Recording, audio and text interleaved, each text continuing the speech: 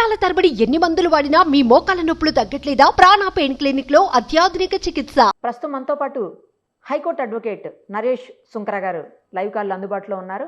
ఒకసారి ఆయనతో మాట్లాడదాం.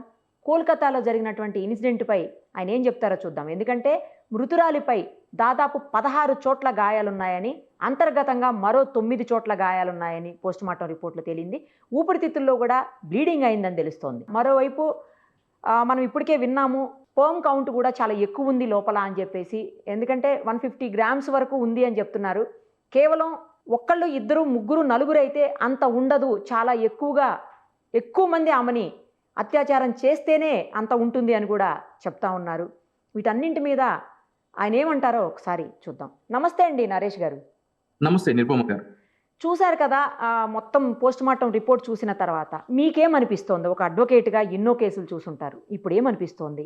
ఎలా అంటే మనం ఎలా చూడాల్సి ఉంటుంది? ఎంతమంది ఇందులో ఇన్వాల్వ్ అయి ఉంటారు అనిపిస్తోంది? ఇక్కడ అంటే ఒక ఆర్జికర్ మెడికల్ కాలేజ్ అనే ఒక 130 సంవత్సరాల్లో చరిత్ర కలిగిన ఒక హాస్పిటల్ గురించి ఈ విధంగా దేశం మొత్తం చదువుకుంటుందని చెప్పి కల్లో కూడా ఎవరు ఊహించినట్లు సంఘటన అండి ఇది. ఒక జూనియర్ డాక్టర్ ని ఈ విధంగా అంటే మాట్లాడుకోవడానికి కూడా రానటువంటి పరిస్థితుల్లో ఈ విధంగా చేశారు అని అంటే గనక ఇక్కడ సమాజంలో వాళ్ళ మృగాల కంటే చాలా హీనంగా మనం పరిగణించాలి.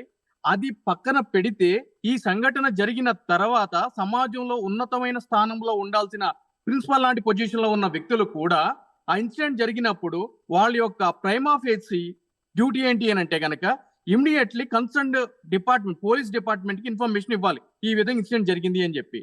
కానీ ఆ యొక్క తల్లిదండ్రులకి 3 గంటలు అసలు బాడీని కూడా చూపించకుండా ఫస్ట్ సూసైడ్ అని చెప్పడము, అదే విధంగా ప్రాపర్ టైంలో ఇన్సిడెంట్ గురించి ఇన్ఫర్మేషన్ సంబంధించిన డిపార్ట్మెంట్ కి ఇవ్వకపోవడం చూస్తుంటే గనక ఇంటి దొంగల పని దీంట్లో ఉంది అని చెప్పి నేను బలంగా నమ్ముతున్నానండి. ఎందుకు అనంటే గనక సరే ఇప్పుడు ఒక ఇన్సిడెంట్ జరిగినప్పుడు ఒక 32 గంటలు 33 గంటలు డాక్టర్లు, ప్రాణం పోసే డాక్టర్లకి రెస్ట్ తీసుకోవడానికి ఎటువంటి ఒక ప్రాపర్ రూమ్స్ లేకోకుండా సెమినార్ హాల్స్ లో వచ్చి పడుకుంటే, అటువంటి సెమినార్ హాల్లోనే రోజుకి 3500 మంది వచ్చిపోయే హాస్పిటల్, అటువంటి హాస్పిటల్లో ఇటువంటి ఘటన జరిగింది అని అంటే కనుక ముమ్మాటికి దీంట్లో ఇంటి దొంగల పని ఉందండి. అంటే సంబంధించిన హాస్పిటల్లో ఉన్న మిగిలిన డాక్టర్లు కావచ్చు, సిబ్బంది కావచ్చు, వాళ్ళ పాత్ర దీంట్లో ఉంది అని చెప్పి బలంగా నేను నమ్ముతున్నానండి. అదే విధంగా అక్కడ సిమెన్ కౌంట్ కనుక మనం చూసుకున్నట్లయితే కనుక 150 ml అని అంటే కనుక అది చిన్న విషయం కాదు. అంటే ఎటువంటి మెడికల్ నాలెడ్జ్ లేకపోయినా కూడా ఒక సామాన్య వ్యక్తి కూడా ఆలోచించగలిగినటువంటి అంశం అది. కొంతమంది కలిసి చేశారు దీన్ని అని చెప్పని అంటే ఎటువంటి ధైర్యం ఉంటే ఈ విధంగా జరుగుతుంది అనేది. దట్టు ఇదేదో ఆకస్మికంగా అనుకోకుండా ఆ రాత్రి జరిగిన సంఘటన కింద కూడా మనం చూడటం తప్పండి. ఆబ్వియస్లీ ఇది ఒక ప్రీ ప్లాన్డ్ గా జరిగిన అంశము. గత కొన్ని రోజులుగా సంబంధించిన బాధితురాలకి సంబంధించిన each and every daily activity observe చేసినటువంటి పరిస్థితి దీంట్లో ఉంది అని చెప్పి కూడా నేను బలంగా నమ్ముతున్నానండి. అదే విధంగా ఇన్సిడెంట్ జరిగిన దగ్గర నుంచి ఒక 5 రోజుల వరకు కూడా ఆ రాష్ట్ర పోలీసు వాళ్ళు నిందితుడిని అరెస్ట్ చేయడం కానీ, దానికి సంబంధించిన ఎటువంటి ఫోరెన్సిక్ ఆడిట్ కండక్ట్ చేయడం కానీ, ఆ యొక్క నేరాన్ని నిరూపితం చేయడానికి కావాల్సిన ఆధారాలు సేకరించడంలో కానీ విఫలం అయ్యారు అని అంటే గనక ముమ్మాటికి కూడా పెద్ద స్థాయి వ్యక్తులు దీని వెనక ఉన్నారు అని చెప్పి కూడా మనం అర్థం చేసుకోవచ్చు. ఎంతో మంది సామాజిక కార్యకర్తలు, అదే విధంగా ఆ విద్యార్థికి సంబంధించిన తల్లిదండ్రులు కలకత్తా రాష్ట్ర హైకోర్టులో పబ్లిక్ ఇంట్రెస్ట్ లిటిగేషన్స్, అదే విధంగా రిట్ పిటిషన్ చేసిన తర్వాత దేశ చరిత్రలోనే మొదటిసారిగా అడ్మినిస్ట్రేటివ్ స్టేజ్ లో కలకత్తా హైకోర్టు వారు సిబిఐకి ఈ కేసుని ట్రాన్స్ఫర్ చేస్తా ఉత్తర్వులు ఇచ్చారు అంటే గనక ఆ కేసులో ఉన్నటువంటి తీక్షణమైన తీవ్రతరమైన పరిస్థితులు ఏంటో మనకి అర్థమవుతున్నాయి. ఇంకొక విషయం కూడానండి, లేటెస్ట్ గా చెప్తున్నది ఏంటంటే ఆమెకి డైరీ రాసే అలవాటు ఉందని, ఆ డైరీలో ఒక పేజీ మిస్ అయిపోయింది, అంటే చింపేసి ఉన్నారు, ఆ పేజీ మిస్ అయిపోయింది. కానీ అంతకు ముందే ఆ ఫోటోని ఆమె తండ్రికి పంపించినట్టు, తండ్రి దగ్గర ఆ ఫోటో ఉంది, దాని తాలూకా ఫోటో ఉంది అని చెప్తున్నారు. అయితే దాన్ని ఎట్టి పరిస్థితుల్లోనూ బయటికి రివీల్ చేయొద్దని సిబిఐ వాళ్ళు చెప్పడంతోనే నేను చేయలేకపోతున్నాను అని ఆమె తండ్రి చెప్తున్నట్టుగా మనం వార్తలు వింటా ఉన్నాం. సో ఏమి ఉంటుంది ఆ డైరీలో? అంత కీలకమైన అంశం ఏముంటుంది? ఎవరు ఆ డైరీలో ఉన్న పేజీని చింపుండొచ్చు? Exactly as I said earlier, ఇంతకు ముందే నేను అనుకున్నట్టు, అంటే ఈ సంఘటన గురించి నాకు తెలియదు, మీరు చెప్పేంత వరకు నేను అనుకున్నట్టు ఇక డైరీ రాసే అలవాటు ఉంది, దాని గురించి రాశారు అని అంటే గనక ఆమెకి వేధింపులు ఏదో ఈ రాత్రి జరిగిన సంఘటన కాదు. గత కొన్ని రోజులుగా ఆవిడ్ని ఎవరో విచ్ హంటింగ్ చేస్తున్నారు, కావాలని టార్గెట్ చేస్తున్నారు, ఆవిడిని వేధిస్తున్నారు, దానికి సంబంధించిన వ్యక్తి గురించి, ఆ వ్యక్తి తాలూకా డీటెయిల్స్ ఆమె క్షుణ్ణంగా కీలకంగా ఆ డైరీలో రాసినట్టు మనకి అర్థమవుతుంది.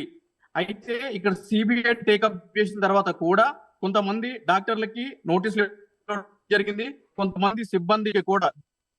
ఫార్మర్ ప్రిన్సిపల్ ఉన్నాడు ఈ కాలేజీకి, అతను కూడా సుదీర్ఘంగా విచారించడం జరిగింది.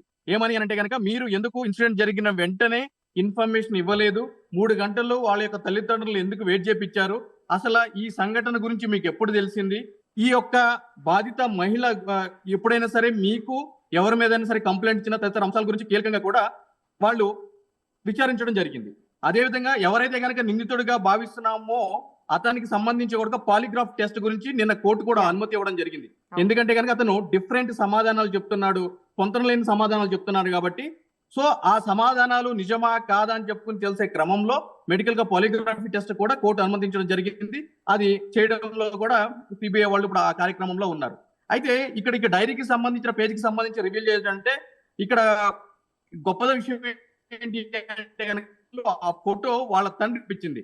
ఆ కారణంగా మరి ఎవరికి పంపించినా కూడా ఇతరులకి ఆ ఎవిడెన్స్ అనేది డిస్ట్రాయ్ అయిపోతున్న పరిస్థితి ఈ రోజు ఉంటుంది. ఎందుకంటే పరిస్థితులు ఏ విధంగా ఉన్నాయో మనందరికీ తెలిసిన విషయమే. అదే విధంగా సిబిఐ టేకప్ చేసిన దగ్గర నుంచి కూడా ఇప్పటి వరకు మన పరిస్థితి చూసుకున్నట్లయితే కనుక ఇంకా విచారణ సందర్భంగానే ఉన్నట్టుంది. సిబిఐ కూడా ఇంకా స్పీడప్ చేయాల్సిన ఆవశ్యకత, అవసరం ఎంతైనా ఉంది.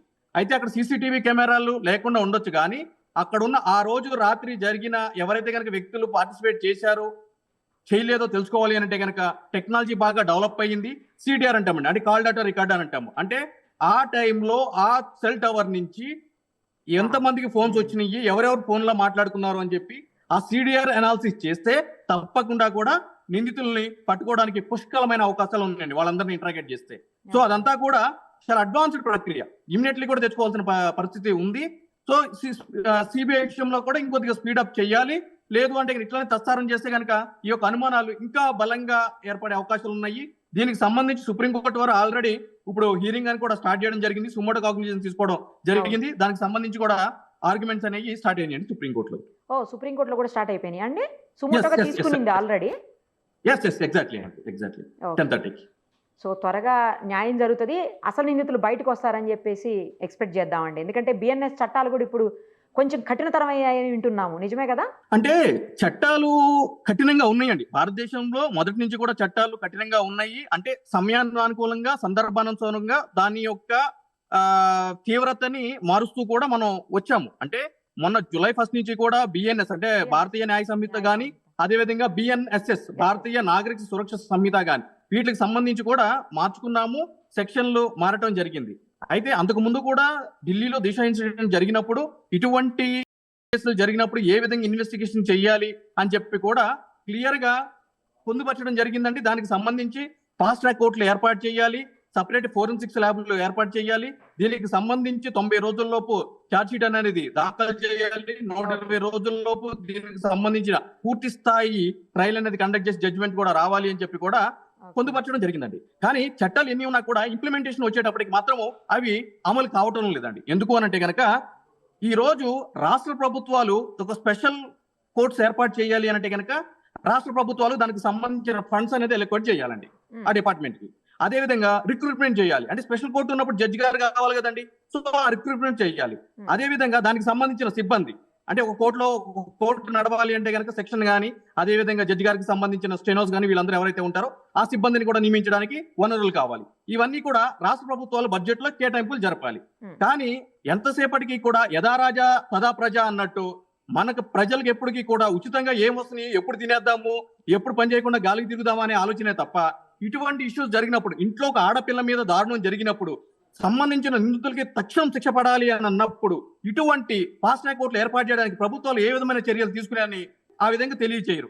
ఇప్పుడు మీలాంటి మీడియా మిత్రులు, మాలాంటి సామాజిక న్యాయవాదులు కానీ, అదేవిధంగా అడ్వకేట్స్ కానీ ఈ విధంగా మీడియా ముఖంగా ఎంత మొత్తుకున్నా కూడా ఈ యొక్క ఆవేదన, బాధ వాళ్ళ దాకా వెళ్ళదు. ఇవన్నీ ఏదో ఒక 4-5 రోజులు చేస్తారు, దాని తర్వాత మర్చిపోతారు అనుకునేదే అల్టిమేట్ గా ఉంటుంది. సో ఇక్కడ కావాలి అని అంటే కనుక చట్టాలు కఠినంగా ఉన్నాయి, ఇంప్లిమెంటేషన్ కావాలి, తక్షణం నిందితులకి ప్రాపర్ ట్రయల్ జరిగిన తర్వాత శిక్ష పడాలి అంటే మాత్రం ఆ స్పెషల్ కోర్టులు కాన్స్టిట్యూట్ చేయడానికి కావాల్సిన నిధులు, సిబ్బంది ఏవైతే కనుక రాష్ట్ర ప్రభుత్వాలు, అదేవిధంగా కేంద్ర ప్రభుత్వాలు కూడా ఆ దిశగా ప్రయత్నాలు మొదలు పెట్టాలని చెప్పి నేను చెప్తున్నానండి.